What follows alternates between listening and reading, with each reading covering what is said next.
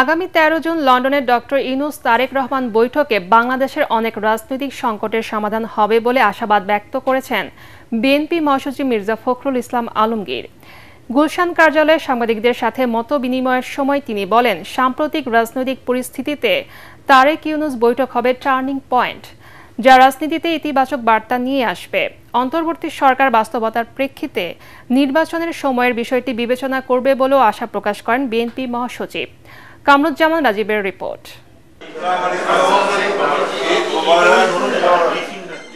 দলীয় চেয়ারপারসনের গুলশান কার্যালয়ে ঈদ পরবর্তী মতবিনিময় অনুষ্ঠানে সাংবাদিকদের মুখোমুখি হন বিএনপি মহাসচিব মির্জা ফখরুল ইসলাম আলমগীর।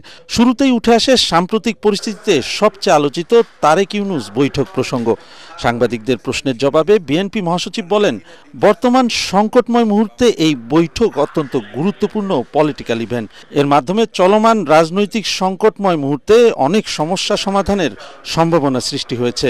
রাজনৈতিক যে সংকটগুলো আসে এগুলোকে কাটিয়ে উঠতে হয়তো একটা পজিটিভ ভূমিকা রাখতে পারে এই সাক্ষাৎকারটা। এটা একটা টার্নিং পয়েন্ট হতে পারে, অনেক সমস্যার সমাধান হয়ে যেতে পারে এবং অনেকগুলো সহজ হয়ে যেতে পারে, নতুন ডাইমেনশন সৃষ্টি হতে পারে, সম্ভাবনা অনেক আর কি। এখন এটা নির্ভর করবে আমাদের নেতৃবৃন্দের উপরে যে তারা এটাকে কিভাবে সেই সম্ভাবনার দিকে নিয়ে যাবেন। মির্জা ফখরুল বলেন, গণতন্ত্রে উত্তরণের এই সময়ে সবার দায়িত্বশীল হওয়া উচিত, যাতে এ যাত্রা বিঘ্নিত না হয়। তিনি বলেন, এক মুহূর্তেই সব সমস্যার সমাধানও সম্ভব নয়, তবে অন্তর্বর্তী সরকারের আন্তরিকতার অভাব নেই। নতুন নতুন রাজনৈতিক চিন্তা আনার চেষ্টা করা হচ্ছে, যেগুলোকে আপনার চ্যালেঞ্জগুলোকে মোকাবেলা করে একটা জায়গায় নিয়ে আসা, এটাও একটা বড় আপনার চ্যালেঞ্জিং জব। কিন্তু তো সেই ক্ষেত্রে আমি মনে করি যে আপনার এই একটা সুযোগ তৈরি হয়েছে। আমরা আশা করছি যে সরকারের একটা তারা বিবেচনা করতে এটা কিছুটা বলা যেতে পারে বাস্তবতার প্রেক্ষিতেই তারা বিবেচনা করবেন। এবং এর সময়টা তো ঠিক না, আমি প্রথম দিনই বলেছি আপনার যে time is not good for election. দেশের স্থিতিশীলতার জন্য নির্বাচিত সরকার দরকার উল্লেখ করে মির্জা ফখরুল বলেন, ভিন্ন মত থাকতে পারে, তবে জাতীয় স্বার্থে সবাইকে একমত হতে হবে। Thank you very much. Kamruzzaman Rajib, ATN Bangla, Dhaka. Eid Mubarak again.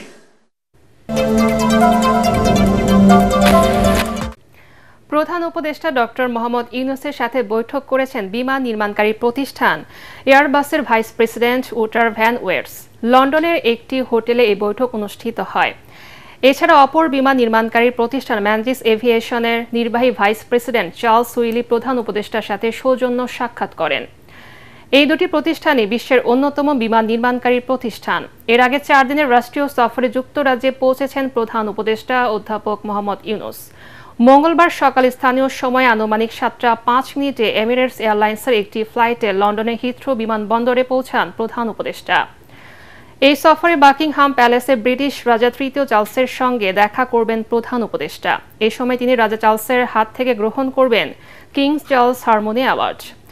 এছাড়াও দুই দেশের মধ্যে অর্থনীতি, বাণিজ্য ও বিনিয়োগের ক্ষেত্র সম্প্রসারণের লক্ষ্যে সফরে গুরুত্বপূর্ণ সমঝোতা হতে পারে বলে জানিয়েছে প্রধান উপদেষ্টার প্রেস উইং। এছাড়া আগামী 13 জুন ডক্টর মোহাম্মদ ইউনূসের সঙ্গে বৈঠক করবেন বিএনপির ভারপ্রাপ্ত চেয়ারম্যান তারেক রহমান। বৈঠকে আগামী জাতীয় সংসদ নির্বাচন, চলমান রাজনীতির বিভিন্ন বিষয় এবং রাজনৈতিক দলগুলোর সম্ভাব্য সমঝোতা বা কৌশলগত অবস্থান নিয়ে আলোচনা হতে পারে। সোমবার সন্ধ্যা 7:30 এমিরেটসের একটি ফ্লাইটে যুক্তরাজ্যের উদ্দেশ্যে ঢাকা ত্যাগ করেন।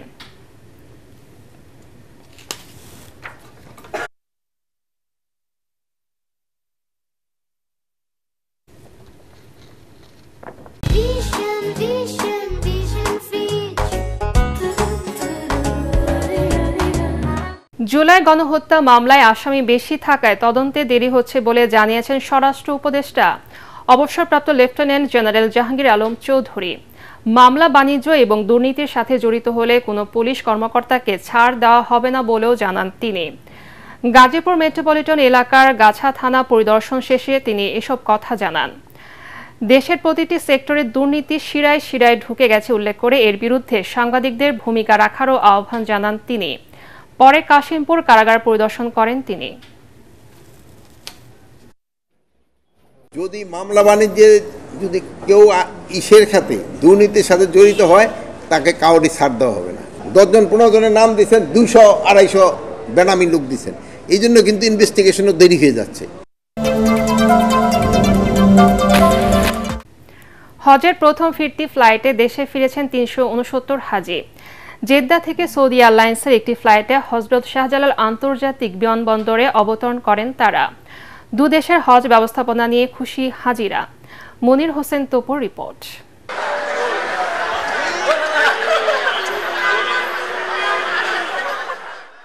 পবিত্র হজের আনুষ্ঠানিকতা শেষে দেশে ফিরতে শুরু করেছেন হাজিরা।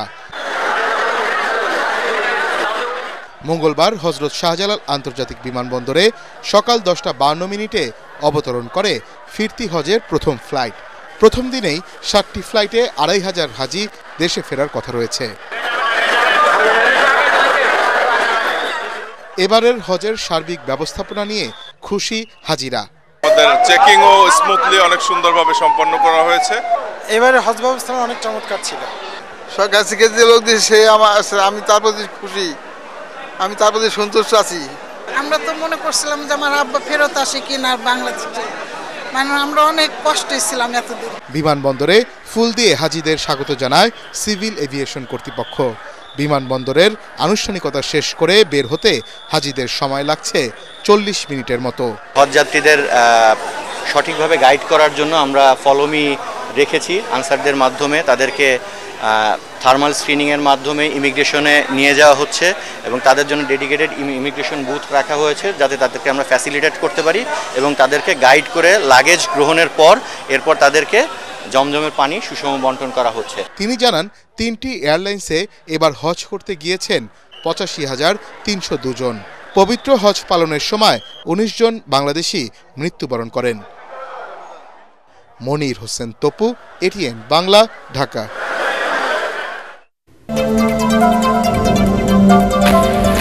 ঢাকার পাশে নরসিংদীতে আন্তর্জাতিক মানের ড্রিম হলিডে পার্ক, যা দেশের মানুষের কাছে পরিণত হয়েছে এক স্বপ্নময় গন্তব্যে। ঈদের ছুটিতে পরিবার নিয়ে সময় কাটাতে পার্কটিতে ভিড় করছেন হাজারো দর্শনার্থী। শিশুদের আনন্দ, তরুণদের রোমান্স আর বড়দের প্রশান্তির সবকিছুই মিলছে এই পার্কে। ক্যামেরাম্যান সজল বর্মনকে সাথে নিয়ে রিপোর্ট করছেন খায়রুল ইসলাম।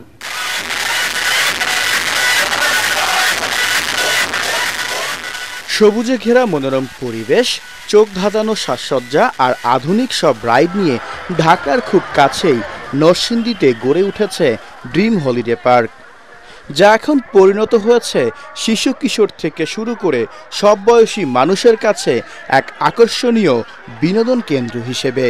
আর প্রত্যেক ঈদে তা বেড়ে যায় আরও কয়েক গুণ। দিনভর নানা বিনোদনে মেতে থাকেন রাজধানীবাসী সহ দেশের বিভিন্ন প্রান্ত থেকে আসা মানুষ। আসেন ভিনদেশিরাও। দেশ বিদেশের বিভিন্ন ইতিহাস আর ঐতিহ্য নিয়ে গড়ে ওঠা ড্রিম হলিডে পার্কের অন্যতম আকর্ষণ রিভার ক্যাব। এখানে ফুটিয়ে তোলা হয়েছে মিশরের ঐতিহ্য, ডাইনোসরের দুনিয়া, আগ্নেয়গিরি সহ জঙ্গলের অপরূপ সৌন্দর্য। রয়েছে গ্রামীণ জীবনের গুচ্ছ গ্রাম, যার সৌন্দর্য মন কেড়ে নেবে ছোট বড় সবার। ওয়াটার পার্কের রাইডের জলকেলি, কৃত্রিম লেকে বোটিং, ট্রেন রাইড কিংবা ভূতের বাড়ির দিনভর দারুণ সব অভিজ্ঞতায় মেতে ওঠেন দর্শনার্থীরা।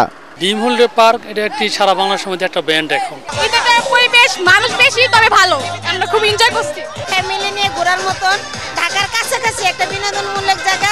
এখানের রাইডস গুলো অনেক ইন্টারেস্টিং, অনেক মজা হয়েছে। পার্কে আগতদের নিরাপত্তায় নেওয়া হয়েছে সব ধরনের ব্যবস্থা।